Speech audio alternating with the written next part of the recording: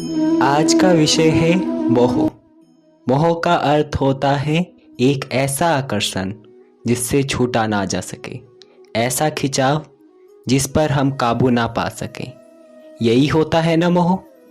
विवश होकर हम खींचे चले जाते हैं। कुछ प्राप्त करने के लिए हम सब कुछ दांव पर लगा देते हैं।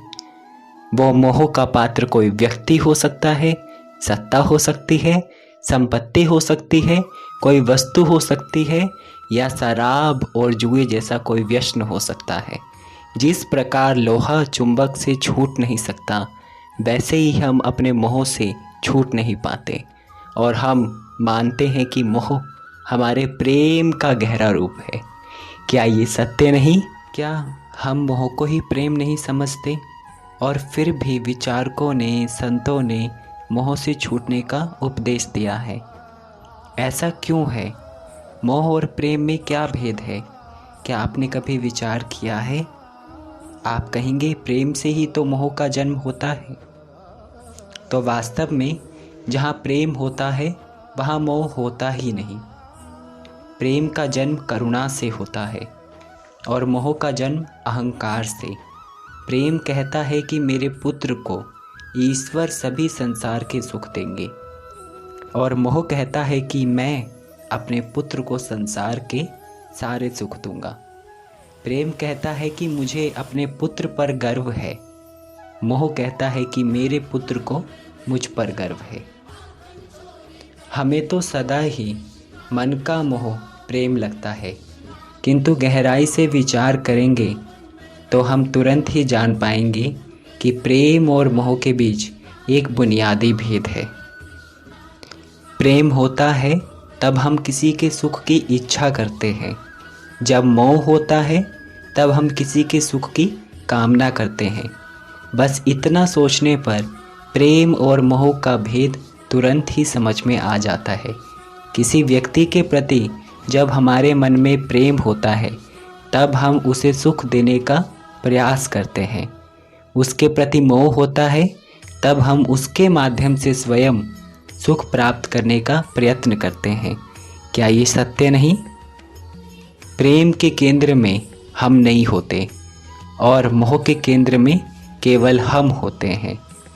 ये तो व्यक्ति की बात हुई, परंतु किसी वस्तु के प्रति प्रेम और मोह में क्या ऐसा ही भेद होता है? विचार कीजिए। यदि हमें सत्ता के पद के लिए प्रेम है तो हम क्या करेंगे? स्वयं को उस सत्ता या पद के लिए योग्य बनाएंगे। किंतु यदि मोह हो तो हम उसे प्राप्त करने के लिए किसी भी प्रकार का अनुचित कार्य करने को तैयार हो जाएंगे। संपत्ति के लिए प्रेम है तो हम मेहनत करेंगे। यदि मोह है तो चोरी करेंगे। क्या ये सत्य नहीं?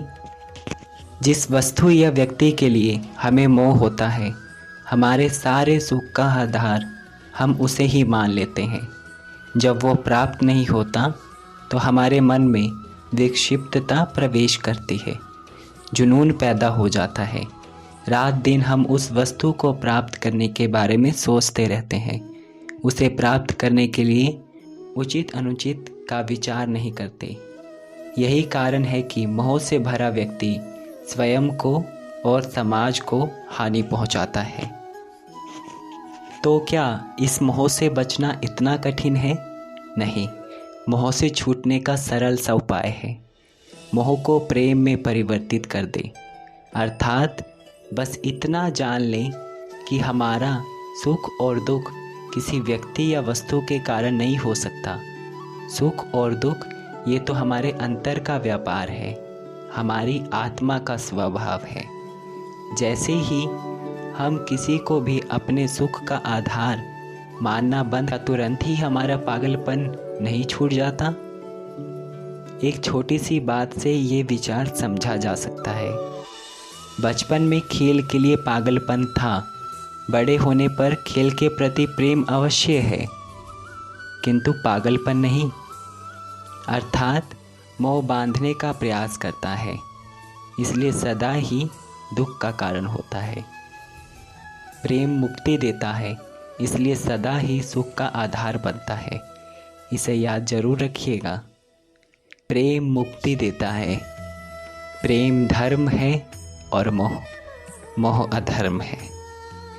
आज के लिए बस इतना ही। मिलते हैं फिर अगली वीडियो में। आशा है आपको आज की जानकारी अच्छी लगी हो। आप सदा ही मुस्कुराते रहो, खुश रहो और जीवन का आनंद लेते रहो।